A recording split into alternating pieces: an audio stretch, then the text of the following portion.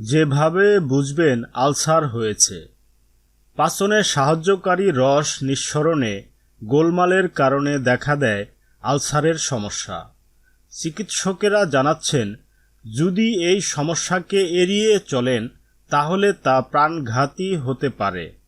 অ্যালকোহলে অভ্যস্ত হওয়া, ধূমপান, অনিয়মিত ও ভাজাপোড়া খাওয়া, শারীরিক অসুস্থতা ও ঔষধের কারণে আলসারের সমস্যা হতে পারে। আলসার হলে অন্ত্র ও পাকস্থলীর দেয়ালে ক্ষত সৃষ্টি হয়। কিভাবে বুঝবেন আপনার আলসার হয়েছে? আসুন জেনে নেই কিছু উপসর্গ। তলপেটে ব্যথা। পেপটিক আলসারে তলপেটে ব্যথা খুব সাধারণ ব্যাপার।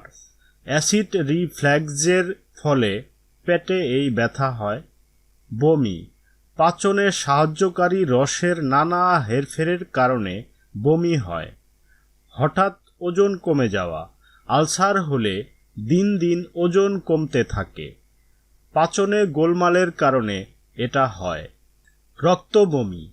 আলসারের সমস্যায় রক্তবমি হতে পারে। যদি এমন হয় তাহলে বুঝবেন তা অনেক বেশি পর্যায়ে চলে গেছে। ঢেকুর তোলা।